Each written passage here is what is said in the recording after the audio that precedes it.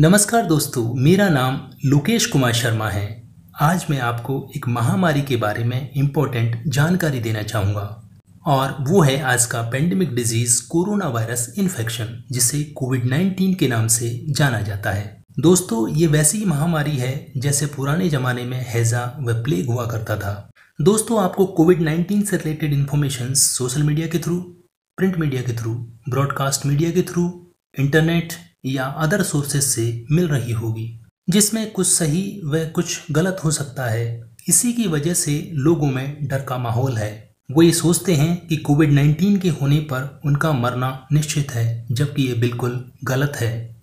ऐसी सिचुएशन में एक जिम्मेदार नागरिक होने के नाते ये मेरी जिम्मेदारी बनती है कि मैं पब्लिक अवेयरनेस के लिए काम करूं, जिसमें कन्फ्यूजन क्रिएट नहीं हो व लोगों तक सटीक और सही जानकारी पहुंचे। दोस्तों, corona virus group of virus है जिसमें कई तरीके के वायरस शामिल हैं। यदि हम माइक्रोस्कोप से इस वायरस को देखें तो इसकी पूरी राउंड सतह पर स्पाइक्स मींस कील जैसी संरचना पाई जाती है। इसी कारण से इसका नाम कोरोना रखा गया है। दोस्तों, कोरोना वायरस को 4 सब कैटेगरीज जिसमें अल्फा, बीटा, गामा व डेल्टा में क्लासिफाइड किया गया। दोस्तों, 1960 में पहली बार इंसानों में मिलने वाले कोरोना की खोज हुई, जिसमें 4 कैटेगरीज थी। Number 1 229E alpha corona virus, NL63 alpha corona virus, OC43 beta corona virus, HKUI beta corona virus. दोस्तों, इन दिनों में वैज्ञानिकों द्वारा कुछ नए कोरोना वायरस पर रिसर्च हुआ है, जिसमें SARS means severe acute respiratory syndrome, MERS means middle east respiratory syndrome, and in 2019 COVID-19, previously known as 2019 novel coronavirus. The name of disease is coronavirus disease means COVID-19. The name of virus is severe acute respiratory syndrome coronavirus 2 means SARS-CoV-2. दोस्तों, बात करते हैं कोविड-19 क्या है। देखिए, कोविड-19 एक beta virus है जिसकी शुरुआत चाइना के वुहान शहर से हुई थी। ऐसा रिसर्च में पाया गया कि ये वायरस वुहान शहर के मीट मार्केट से आया था और उसका उत्पत्ति चमगादड़ से होना बताया गया। प्रारंभिक रिसर्च में ये सामने आया कि ये वायरस जानवरों से मनुष्यों में फैल रहा है, लेकिन लगातार हो रही गहन रिसर्च से पता चला कि ये मनुष्य से मनुष्य में भी फैल रहा है। और आज सिचुएशन ये है कि इस वायरस ने लगभग दुनिया के सभी देशों को अपनी चपेट में ले लिया है। दोस्तों, सबसे पहले हम बात करते हैं कि ये बीमारी फैलती कैसे है। देखिए, नंबर 1, ये बीमारी क्लोज कांटेक्ट से फैलती है। नंबर 2, सांस के जरिए फैलती है। ये वायरस नाक से गले के रास्ते फेफड़ों तक पहुंच जाता है और वहीं पर चिपक जाता है और मल्टीप्लाई होना शुरू कर देता है और फेफड़ों को डैमेज कर देता है। इससे दोस्तों एक बात क्लियर हो जाती है कि इसके जो लक्षण हैं मीन्स जो सिम्टम्स हैं वो लंग से ही रिलेटेड होते हैं। दोस्तों, यदि ये वायरस खाने के साथ पेट में चला जाता है तो किसी भी प्रकार की कोई दिक्कत नहीं होती, क्योंकि वहाँ पर एसिड का फॉर्मेशन होता है और उसकी वजह से ये वायरस वहाँ पहुँचते ही डेड हो जाता है।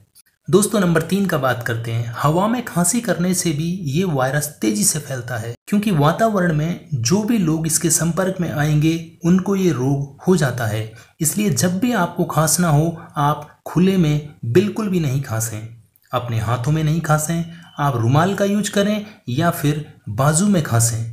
दोस्तों, कुछ लोगों में कन्फ्यूजन है कि ये वायरस हवा में भी उड़ता है। नहीं, ऐसा बिल्कुल नहीं है। हाँ, यदि आपने खुले में खांसी की है तो ये वायरस वहाँ रह सकता है और रहने के बाद में ये 1 से 1.5 मीटर नीचे चला जाता है। मीन्स जहाँ से आपने खांसी किया है वहाँ से 1 से 1.5 मीटर नीचे चला जाएगा। दोस्तों, अब बात करते हैं इसके सिम्टम्स की, मीन्स लक्षण की। यदि मान लो किसी को कोरोना हो गया है तो उसके क्या क्या सिम्टम्स हो सकते हैं। जनरली सर्दी, जुकाम, गले में खरांश, साथ में सूखी खांसी, उल्टी करने का मन करना, चक्कर आना। धीरे धीरे ये लक्षण बढ़ते जाएंगे। इसके बाद आप अपनी हिस्ट्री चेक करें, कहीं आप ऐसी जगह तो नहीं गए जहां पर इस वायरस का पहले से खतरा था। दोस्तों, अब इसका मतलब ये भी नहीं है कि जिस व्यक्ति को सर्दी, जुकाम, बुखार, गले में खरांश है, उन सभी को ये रोग हो सकता है। देखिए, यदि आपको सूखी खांसी है तो ये पॉल्यूशन की वजह से हो सकती है। यदि आपको कफ वाली खांसी है और लगातार नाक बह रहा है तो आपको नॉर्मल एलर्जी हो सकता है। यदि आपको कफ वाली खांसी, बलगम, बुखार है तो नॉर्मल फ्लू या वायरस या स्वाइन फ्लू हो सकता है। दोस्तों, कोरोना के मेन लक्षणों में सूखी खांसी, तेज बुखार, कभी कभी जॉइंट्स पेन, सांस का फूलना, सांस लेने में परेशानी, गले में खराश, जीभ से स्वाद नहीं आना आदि हो सकता है। दोस्तों, आपको भी इस तरीके के लक्षण हैं तो घबराना बिल्कुल नहीं है। आप सबसे पहले इंडियन गवर्नमेंट द्वारा जारी किए गए नंबर पर संपर्क करें, वो आपको सटीक जानकारी देंगे। यदि आप पॉजिटिव हैं तो क्या होगा? 80% केसेस में माइल्ड सिम्टम्स होते हैं, मीन्स हल्के सिम्टम्स होते हैं, और इसमें आपको 15 डेज मीन्स 2 वीक्स के लिए आइसोलेट किया जाएगा। यदि किसी को सांस लेने में बहुत ज़्यादा दिक्कत है तो ही आईसीयू में भर्ती किया जाएगा। ये केवल 10% केसेस में ऐसा होता है।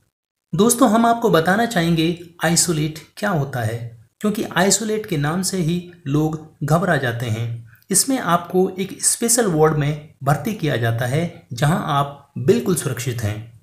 आपको इसको जेल नहीं समझना है, भागना नहीं है, मेडिकल टीम का पूरा सपोर्ट करना है और उनका रेस्पेक्ट करना है। ऐसा करने से सैकड़ों लोगों की जान बचेगी, आपकी फैमिली बचेगी और आप 15 डेज में रोग से मुक्त होंगे। दोस्तों, बात करते हैं कोविड-19 का इंडिया में करंट सिचुएशन। देखिए, ministry of health and family welfare के according active cases 1,53,106, discharged 1,69,797, death 9,520 and 1 is migrated। दोस्तों, WHO के अकॉर्डिंग 14 जून तक का डेटा रिपोर्ट नंबर 146 में टोटल केसेस 3,20,922 हैं। दोस्तों, अभी तक मार्केट में इसके लिए कोई वैक्सीन नहीं बनी है, लेकिन हमारे साइंटिस्ट लगातार कोशिश कर रहे हैं और जल्द ही इसका वैक्सीन बना लिया जाएगा। दोस्तों, इन सभी के बीच एक अच्छी खबर भी है, जिसमें इंडियंस की इम्यूनिटी पावर अधिक होने से रिकवरी रेट अप्रॉक्स 60% है, जिसमें पेशेंट जल्दी रिकवर हो रहे हैं। साथ ही पतंजलि ने भी दावा किया है कि उसने वैक्सीन बना लिया है, जिससे एक उजाले की किरण दिखने लगी है। दोस्तों, बात करते हैं बीमारी को आगे बढ़ने से कैसे रोका जा सकता है। देखिए, सबसे पहला और सिंपल तरीका है lifestyle modification.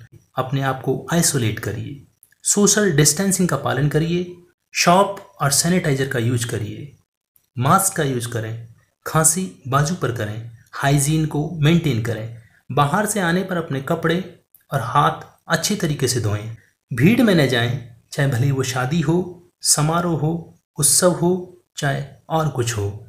5 metre distance maintain करना है।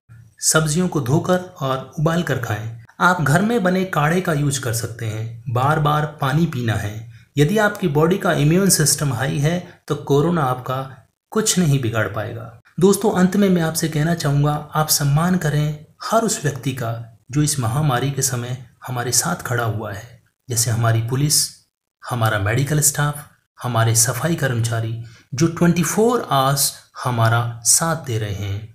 दोस्तों, जय हिंद, जय भारत। Thanks for watching.